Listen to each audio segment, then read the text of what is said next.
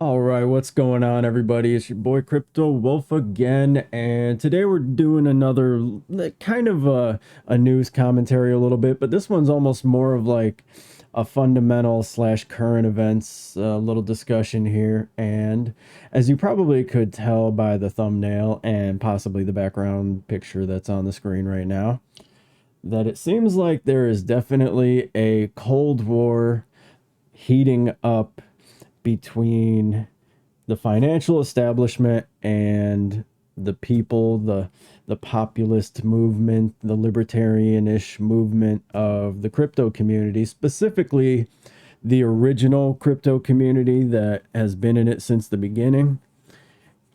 And as I'm sure anybody knows, crypto's been in the news a lot lately. And I'm gonna switch from the big board over here real quick. Doctor Strangelove, great movie if you've never seen it. I'll throw it on the charts. We're going to look around through the charts while I'm talking a little bit, just so there's something going on. You got something to look at. And then I got a few little articles that are definitely pertinent to the discussion at hand. But, right now in crypto, there's a fight that's kind of waging between, the old banking establishment and cryptocurrency, or specifically decentralization, decentralized finance, if you will, as like an umbrella term, not necessarily talking about DeFi projects specifically, although they are included under that umbrella. But this Cold War that we seem to be entering into is seeing escalation by governments and regulatory agencies in particular, where they've always kind of been afraid of crypto, but they really didn't know anything about it, so they just kind of sat back and we'll see a little bit of an attitude. But now that it's getting bigger, now that more and more people are getting involved, have heard of it, it makes the news a little bit more and more, that the politicians in particular are saying that we need to do something about this. Because, I mean, let's face it, we all know politicians, and literally, I mean, you could just tell them to stay home for a month and life would probably improve. But, their whole job is every time they see something, they have to manipulate it. They have to put their fingers on the strings. They feel like they have to touch everything. They have to solve every quote unquote problem. And usually as a result, they end up messing things up and making things worse. And I am fairly confident that that is going to be the case for crypto as well. And I think in large part, it's not just, politicians say hearing from people going, hey, we want to get into crypto, but it seems very risky. There's not a lot of regulation. There aren't enough consumer protections. There is no FDIC. We need you guys to get involved so you can keep me safe and you can take all the risk out of it. So that way, if I'm an idiot and I do stupid things, that I'm not responsible and Big Daddy government can come and save me. And let's face it, I mean, that kind of applies to everything nowadays. Like everything has some nanny state angle to it. And so they kind of act under the guise that they want to protect people with, the crypto market. And I sincerely doubt that many, if not most of them, truly believe that, or if that's their real motivation. Because let's face it, who's paying for their campaigns? Who's paying for their re-elections? Who's offering them jobs for after they get out of office? Well, the number one entity at the top of that potential pyramid there is going to be finance sector. Whether it be different Wall Street firms, capital firms, but the creme de la creme would obviously be the banking industry. And who's at the top of the banking industry? The central banks. And who's at the top of the central banks? Very very powerful and influential people, entities, groups. And to quote George Carlin, you know, we have owners. They own you. And these people, if you were to try to trace back anybody that could be considered the owners, it is them. And so obviously they are getting pressure from top down from these very large banking consortiums, these groups of fellows and ladies who meet together and basically decide, the fate of economies, of currencies, of the world in general, really. And obviously, they don't like crypto. Obviously, it represents a threat to their system, the system that they built, that they have controlled, that they continue to control, and that they use to basically fund everything they do. Because let's face it, ever since fractional reserve banking, since compound interest, all the way up to, the various derivatives that we have nowadays in the regular markets, some of them just absolutely ridiculous.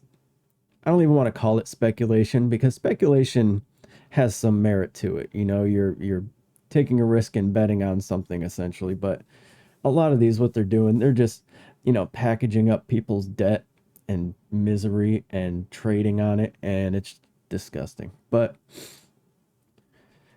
I'm going to get into the main story that got me going on this one in particular. Was another addition to this little saga right here in Canada. Shout out to everybody in Canada. We love you guys, our northern neighbor. You're not just a hat. You are our friends and family. And maybe a hat too. But I mean, let's face it, you're a cool hat. Everybody likes hats. I wear hats. I'm just playing. But Canadian police freeze crypto wallets tied to Freedom Convoy protests. Vow to take back Ottawa. Not quite related in that part right there, but shout out to bitcoin.com, news.bitcoin.com. They had like 3 stories that were all pertinent to this discussion right there. So I give them props for not only reporting on these things, but they report on it very well, and it doesn't come off as like an establishment bias. Like if you were to go to CoinDesk and start reading through their stuff, I mean, it seems like it was written by, I don't know, some PR person from either government, US or Canada, really. It's disgusting, and I won't go there. But let's check this out a little bit. Canada's national police have sent letters to crypto exchanges asking them to freeze at least 34 crypto addresses allegedly connected to the Freedom Convoy protests under the Emergencies Act recently invoked by Castro Jr. Banks have also received letters about designated persons tied to the protests as the police vow to take back Ottawa. Canadian police order exchanges to freeze crypto addresses. So their federal police, RCMP, reportedly sent letters to financial institutions, including banks, cryptocurrency exchanges, with a list of individuals and crypto addresses. The letter to crypto exchanges demands that they cease facilitating any transactions, with a list of 34 wallet addresses, claiming these wallet addresses are associated with the Freedom Convoy protests. And a little bit of backstory here, if you haven't been hearing some of what Castro has been saying in these public addresses, I mean, they are really ramping up the rhetoric all the way to the point of calling these people domestic terrorists. I mean, seriously. I mean, when you're outside in probably the most peaceful protest we have had in either country for years now, and they're literally setting up bouncy houses for kids and inflatable hot tubs and saunas and hot cocoa stands. I mean, yeah, some real scary characters there, I'll tell ya, eh? But the rhetoric behind this one is absolutely crazy, and that's the justification that they're using to go after this stuff, because it's not just that they're the Freedom Convoy protesters. I mean, if you were to say that to anybody who hasn't been paying attention to what's going on, they'd be like, so they're protesting? Really? Like, what's the big deal there? But not only is it about what they're protesting about, but the fact that there has been so much like of a groundswell of unity, not just amongst Canadians, but, between the US and Canada. I mean, I think they said like half of the financial support that was donated to them came from the US. So, I mean, we definitely appreciate what they're doing. And obviously, we have a little bit starting up here now with a similar thing with truckers. And obviously, there's a couple of key points to this is A, just the fact that it's centered around the truckers themselves. I mean, let's face it, the truckers rule the economy because without them, your shit doesn't get from here to there. I mean, you could bring stuff into the ports, but without trucks, it's not getting to the store. It's not getting to the distribution centers. You know, your Amazon package is not coming to your house, let alone the next day. I mean, food to the grocery store, the whole 9 yards. So I think that in itself definitely scared them awake a little bit. The government, the establishment, have you. The fact that, okay, these people have far more power than they would like them to have. Because we all know the government has to have the monopoly on power, which is completely antithetical to the way at least the US was established. But that's almost irrelevant nowadays because they just make the rules as they go, so it is what they say. But you know, the fact that they have that much control over the economy is one big point, and another big point is all, you know, the unity and people coming together regardless of political sides, and the fact that they were protesting these rather authoritarian mandates of the government. So not only is it probably the one group that they don't want doing this, but they're also doing it, protesting the specific policies that they are pushing so hard, despite the fact that, I mean, I'm not going to get into the science and all that stuff. You know, if you're curious and you're into research and things like that, you probably already know by now what the actual science is saying and has said. But continuing on here, the letter continues, pursuant to Emergency Economic Measures Order under subsection 19, blah, blah, blah. There's a duty to cease facilitating any transactions pertaining to the following crypto addresses. Among the 34 addresses, 29 are Bitcoin addresses and 2 are Ethereum. And the remaining 3 are Cardano, Monero, and Litecoin. At least one wallet containing over 1 million in BTC was part of Hong Kong HODL campaign to support truckers, the publication conveyed, adding that each wallet has transacted crypto worth between 0 and 1.1 million. Who cares about that? I mean, obviously, if 1 million's the, upper limit. Added any information about a transaction or proposed transaction in respect to these addresses is to be disclosed immediately to the Commissioner of the Royal Canadian Mounted Police. And of course, a number of banks also received letters essentially telling them, giving these people's names and pictures and saying, we want all the information you have on these people. And it doesn't say specifically in this article, but, I hear say that they also wanted them to freeze these individuals' accounts, which is just crazy.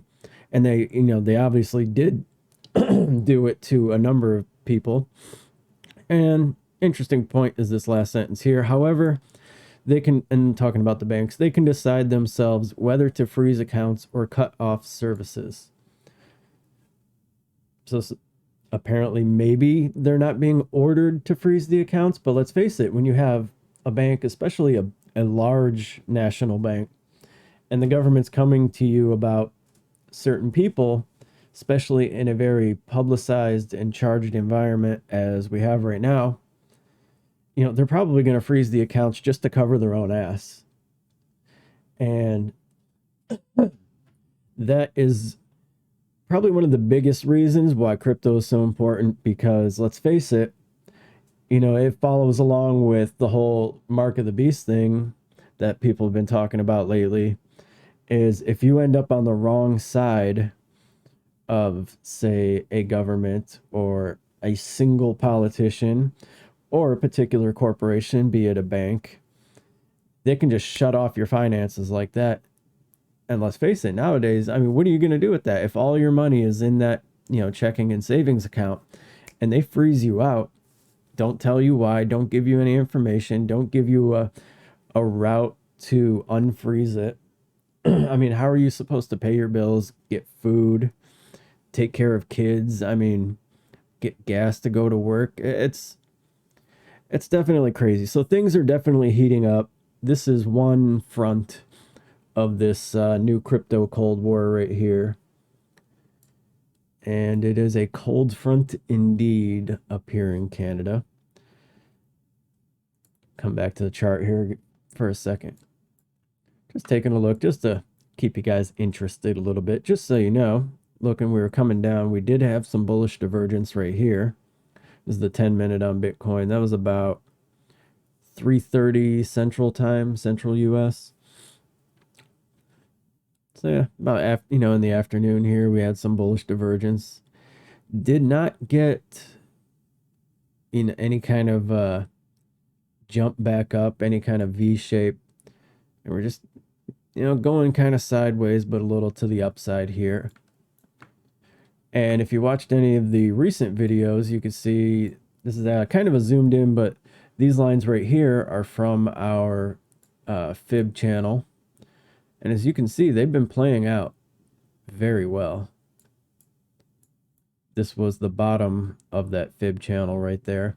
We came down, we were actually hanging out here for probably at least like between these two candles, almost the whole 20 minutes, maybe like 15 minutes, because I happened to be watching at the time. We were hanging out right around that line before finally breaking through. Came back up, kind of retested it. Got a couple of them yellow X's. And then dumped down here. And we came into this this support rectangle range that we drew on the other video. That obviously is holding true. Because we are, we're still bouncing around. We kind of went up and down and then passed through, bouncing back. And now we just kind of, in the last 20, 30 minutes, broke back into the rectangle. But, hopefully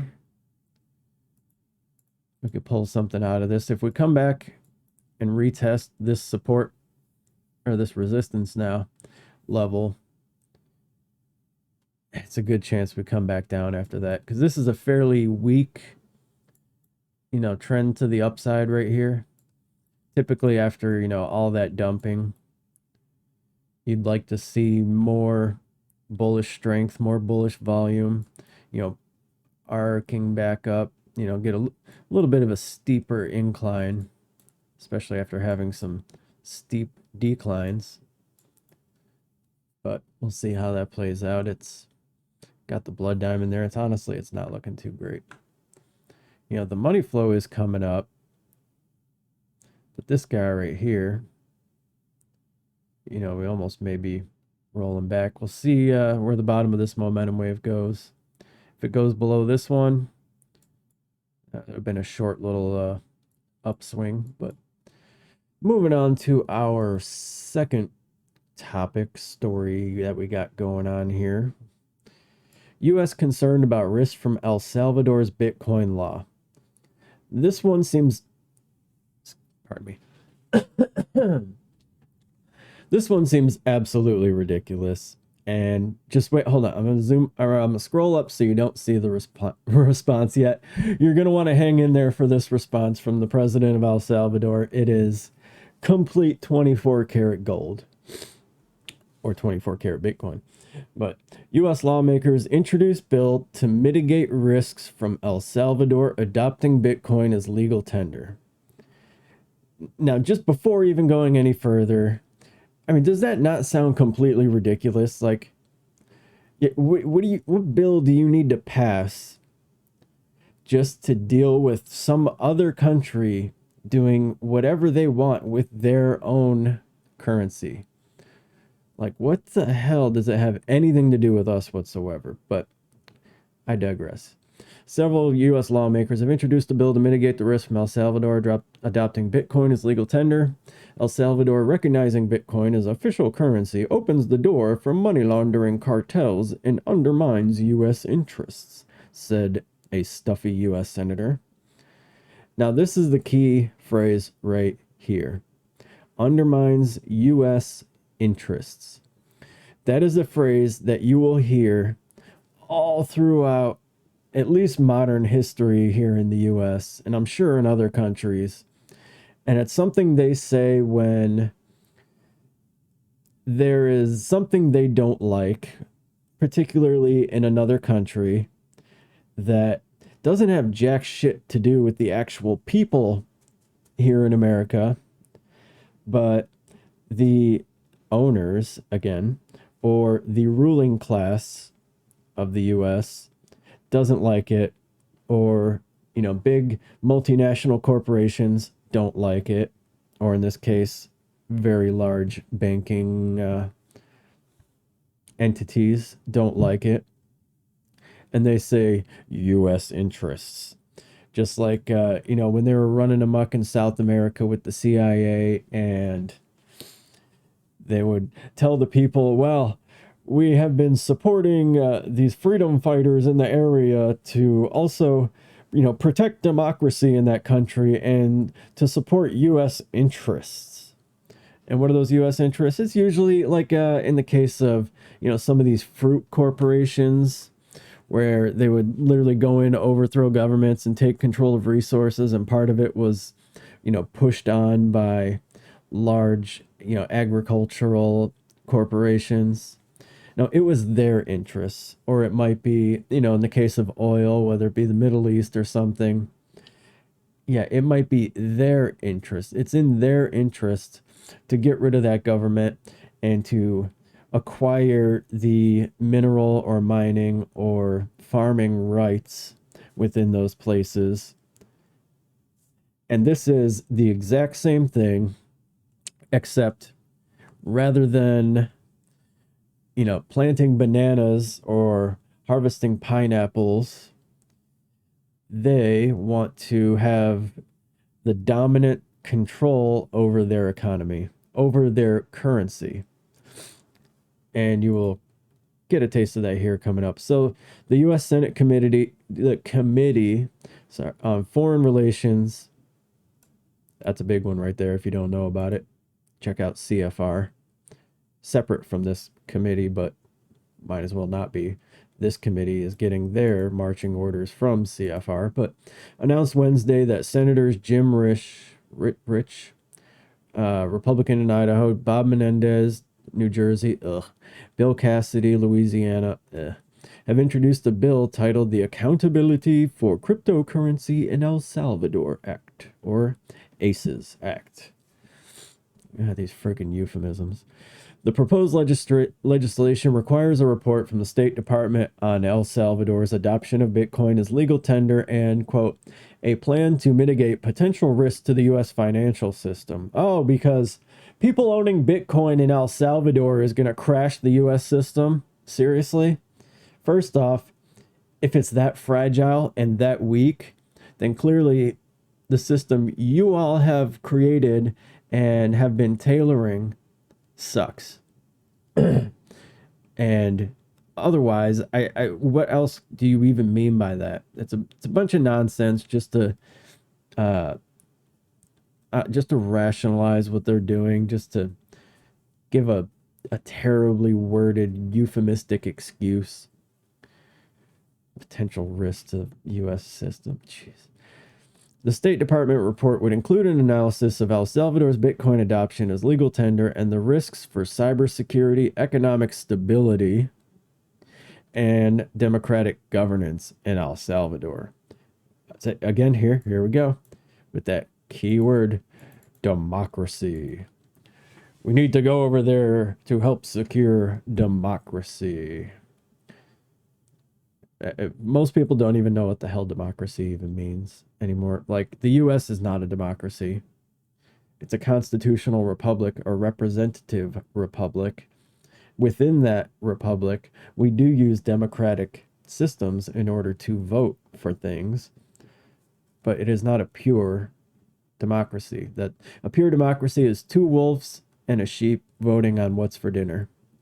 And seeing as I'm the crypto wolf, I kind of get the good side of that democratic debate. But El Salvador's adoption of Bitcoin as legal tender raises significant concerns about the economic stability and financial integrity of a vulnerable U.S. trading partner in Central America. Vulnerable. Yeah, it's a nation of 5-year-olds. We better get in there and make sure to change their diapers and be sure they go to bed on time. For fuck's sakes, these are grown adults. He added, quote, "This new policy has the potential to weaken U.S. sanctions policy." Oh. So when you're trying to hurt them financially, this might actually help the people of El Salvador to, I don't know, not freaking starve, to not have to deal with BS from countries outside of their own trying to punish them. Look, I'm not necessarily even defending El Salvador. I know fairly little about the country itself, but I do know that it's a country who is doing their thing, and I am fairly non-interventionist.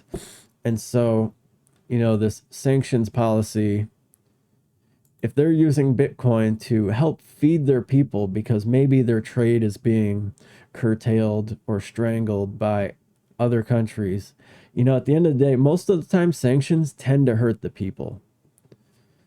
There are cases where it is a desired effect, like in the case of maybe Huawei, understandable in that case specifically, and not selling Huawei products here in the US.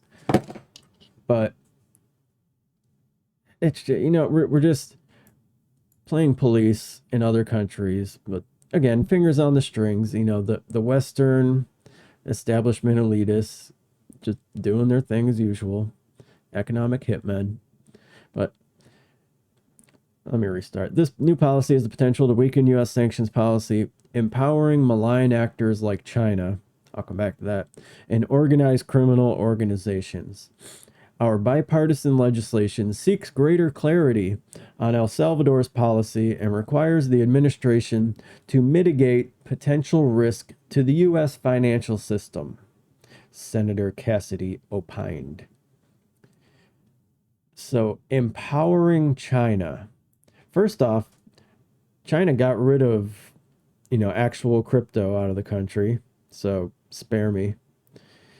But on top of that, how does El Salvador allowing Bitcoin to be used for purchases within its borders help China?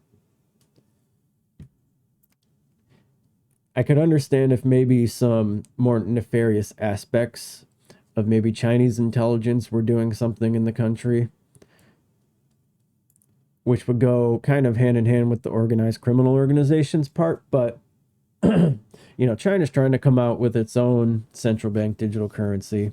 They don't want competition. They want their own. That's it.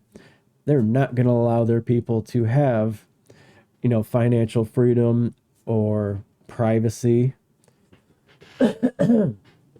So that's just a retarded statement. I'm sorry. It's terrible. Now, the organized crime thing, it doesn't make a difference. What the number one most used currency or means of trade and payment for organized crime is? The US dollar. So if you really felt that way, you might want to look in the mirror. But the fact of the matter is, it doesn't matter, because, when you're dealing with criminals, specifically organized crime, where there's a will, there's a way. It doesn't matter what you do. It is a constant arms race. They are going to find a way, whether it be gold or silver or anything, freaking cars, any asset that can be moved from one place to another and is sellable, is worth money, that has some kind of liquidity that you can turn into cash. It doesn't matter. They're going to do whatever. Using Bitcoin, does it make it harder for them? It may be. But honestly, it's easier than if they were using cash. So, Spare me your sanctimonious nonsense. But, quote, El Salvador, recognizing Bitcoin as official currency, opens the door for money laundering cartels and undermines U.S. interests. Responding to the bill's introduction, El Salvador's president, Nayib Bukele, if I pronounced that right, tweeted, here we go, record this one, it's great. Okay, boomers, you have zero justification on a sovereign and independent nation. We are not your colony, your backyard, or your front yard. Stay out of our internal affairs. Don't try to control something you can't control. Beautiful. The okay boomers part, oh man, that is just gold. That is pure gold. Like, props to this dude for throwing it back in their face. Getting a little bit of trolling action in there. I can appreciate that. That is nice. We can all appreciate that right there. El Salvador adopted Bitcoin as legal tender alongside the US dollar in September last year. So once again, they probably don't like competition. And so since they did both Bitcoin and US dollar, clearly they want El Salvador using US dollar for their economy, for their purchasing.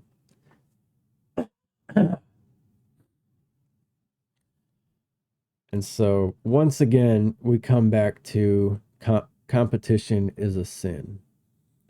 And especially with the inflation going on with the dollar and in other currencies, and us propping up this bubble economy that in part is being propped up by inflation.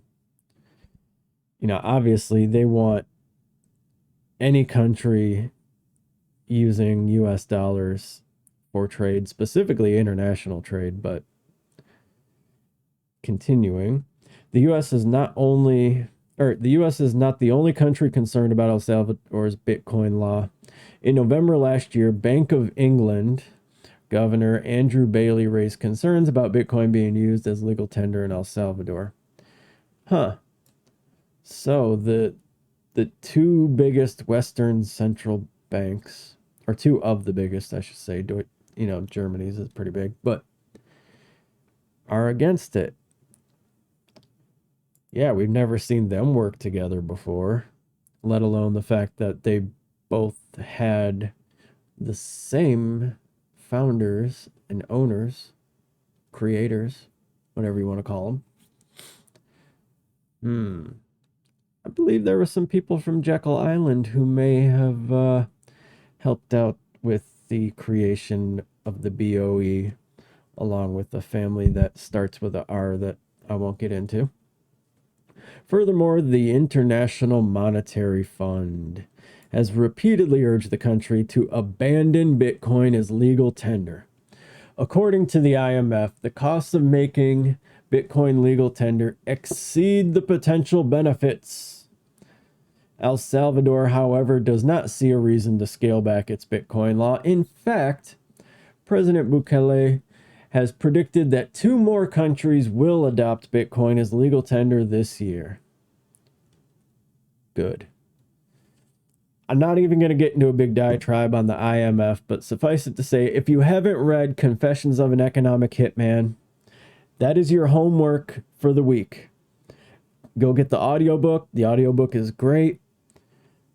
Just seriously, just read the first book. He actually came out with a second one as well. At least one other one.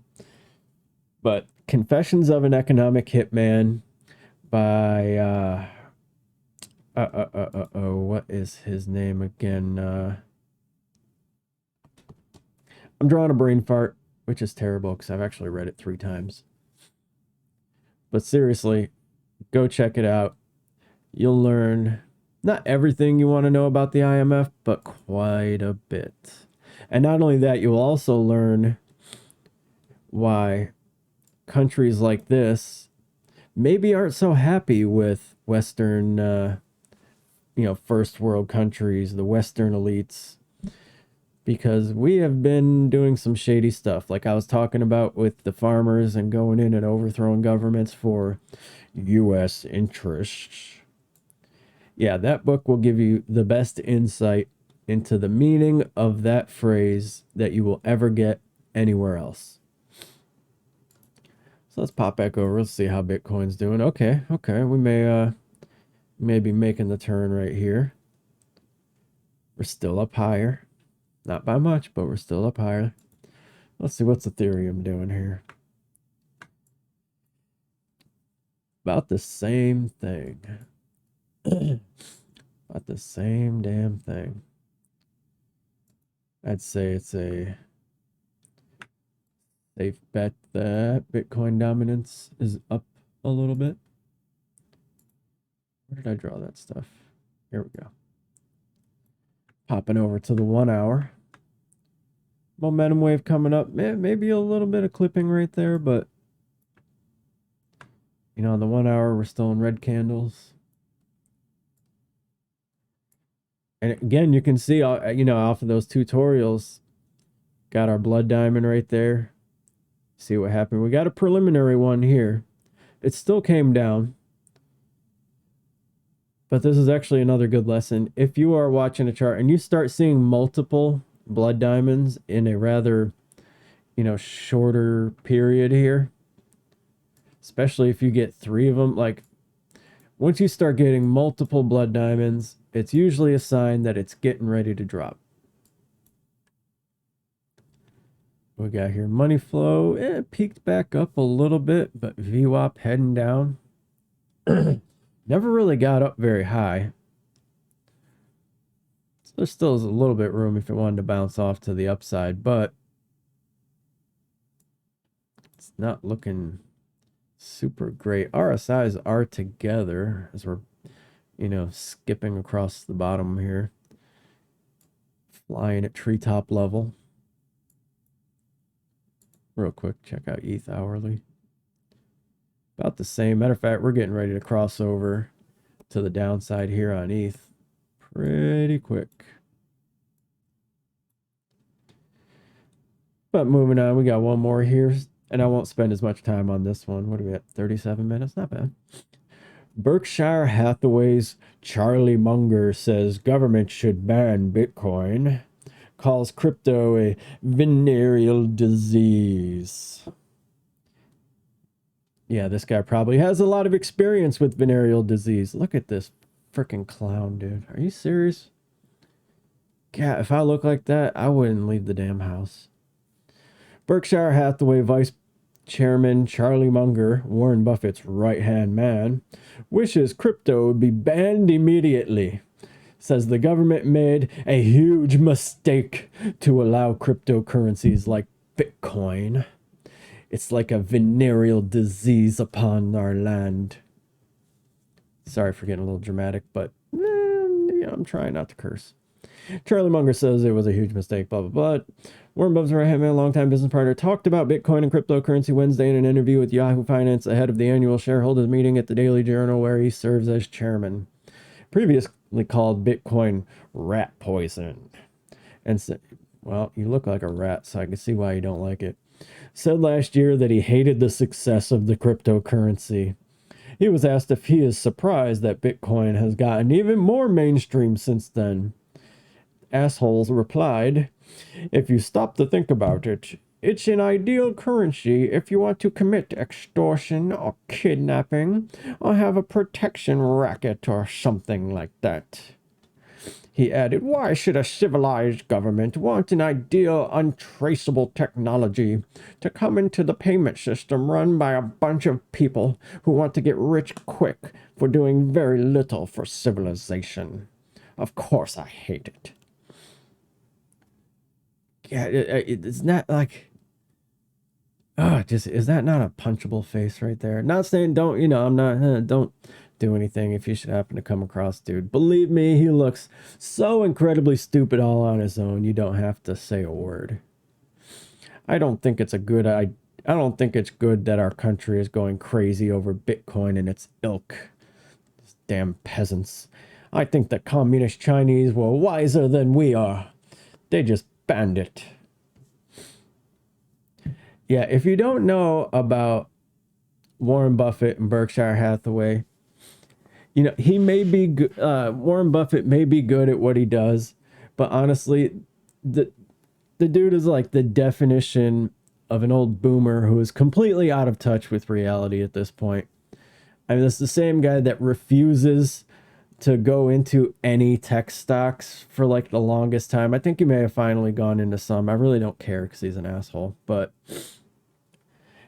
you know, people who not only refuse innovation, but kind of poo-poo it, like, oh, yes, these commoners like this Bitcoin thing. It must be horrifying.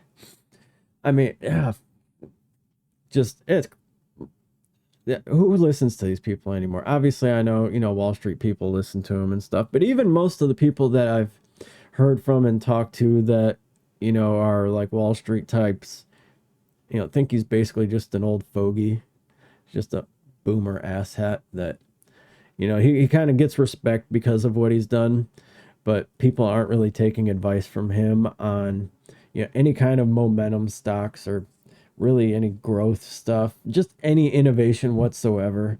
Like if it were up to assholes like that, we would still be using like rotary telephones. Just, it's frustrating. Like people like that are the reason that human technology has barely progressed in the last 20 years.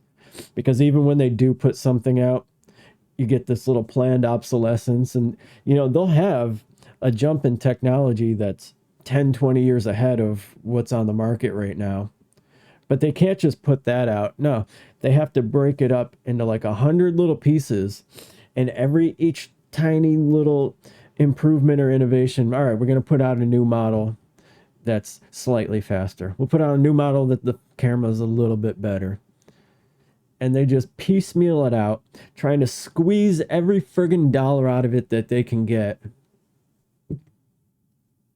It just irritates me. People like this have been holding humanity back for friggin' probably thousands of years, to be honest. But all right, let's get rid of this guy before I get even more irritated. How about a little bit of good news? We'll end on a good note. End on something positive here. Marjorie Taylor Greene advocates for protecting crypto owners' rights. Thank you. Somebody is speaking up for us regular people, us non-elitists, who, you know, they act like we're like everybody out here is getting rich off of it, and we can all afford to do all this crazy stuff. Like we can afford these crazy taxes on it and everything. I mean, you know, God forbid, you know, the first time that we get something that can give us a little bit of upward mobility, a little bit of, even if it's just a little cushion to not have to stress out paycheck to paycheck every week or every 2 weeks. You know, God forbid we actually get something helpful like that, that is accessible to anybody. No, can't have that. Can't have a middle class. Sorry, damn, I'm ranting again. After the Canadian government threatened to seize cryptocurrency used to fund trucker protests at the U.S. border, Representative Marjorie Taylor Greene called for added protections for cryptocurrency owners. Look at the puppers. Oh, that's a good-looking little boy. Sorry.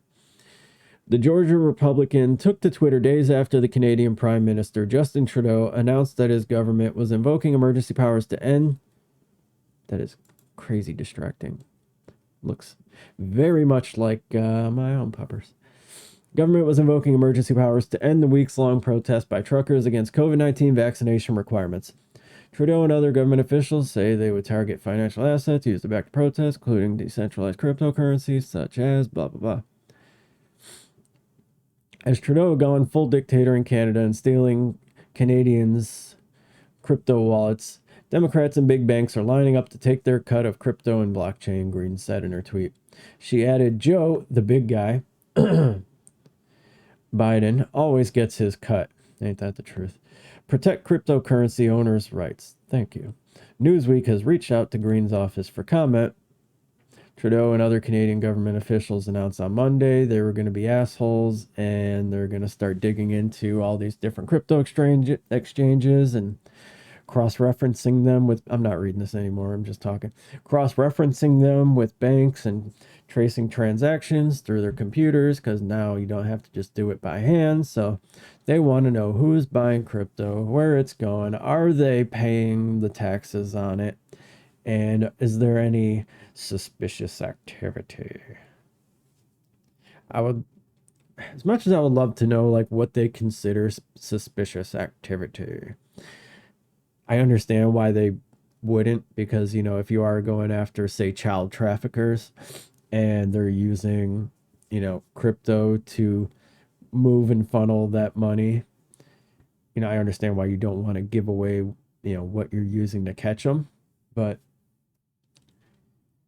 I struggle to believe that these same things that can be used for good, these measures that can be used to stop child trafficking and, you know, other types like that, just I don't even want to mention them, and, you know, organized crime and such, that they're going to be used on regular people. They're going to be used on law-abiding people. Because let's face it, they do it with everything else. Why wouldn't they do it with this? But thank you to Marjorie Taylor Greene for trying to stand up for us. You know, it's few and far between these days, it seems like. So any help we can get is very much appreciated. On that note, there are organizations out there who are fighting for, you know, people's rights with crypto.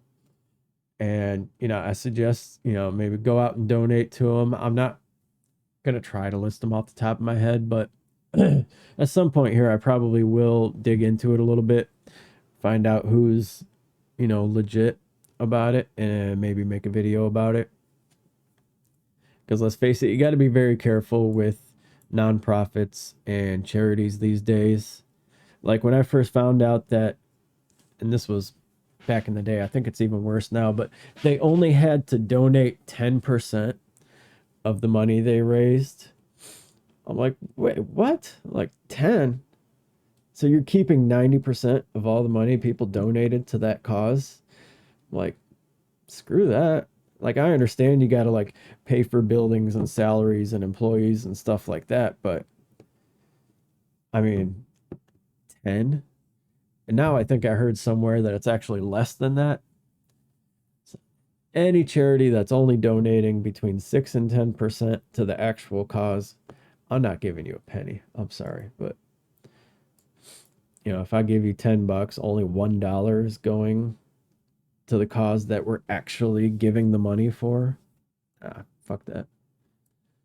So, sorry about getting off on all the tangents. If you're still watching, what do you guys think? You know, where do you think we're at with, are we in a cold war between people and the government, between, you know, the crypto space and the big banks and regulators? And how do you think it's going to turn out? I mean, do you think we're going to win, or is it going to end in a compromise? Are we going to get our asses handed to us? Do you think we will end up having to essentially go underground and have some kind of parallel architecture where, you know, people who still care about the privacy aspect and the decentralized aspect are forced to go into, you know, strictly decentralized apps or exchanges or whatnot? Man, my throat's dry. Sorry about all the coughing.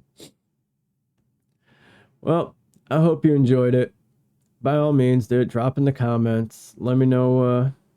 Let me know what you think about it. How are you feeling about it? You know, what do you gauge the temperature of this little Cold War to be? And do you think we're going to keep escalating? Do you think they're going to start cracking down? Are we going to see more of the government trying to confiscate or freeze people's like legit crypto transactions and wallets? If so, how would they even do it? Because I mean, let's face it, that's the thing about crypto. You own your keys, you own your crypto. Nobody can get it unless they get, those keys, the private keys. So,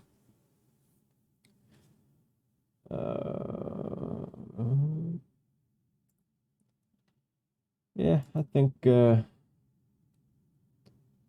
will be interesting for sure. And we'll end on that note there. The Crypto Cold War, the fight for financial freedom. Shouldn't even need asking, but which side are you on? Anyways, have a great day, great morning, great evening, great fifth dimension trip to another reality, wherever you might be at whatever time you may be at or in. Or maybe you're out of time. Maybe you are an interdimensional being that just popped through a wormhole and you're spying on our planet and you're like, what's this YouTube thing? And just started randomly clicking and you happen to come on my video. Welcome to Earth, bro. Buy you some Bitcoin. All right. Later, everybody. Love you.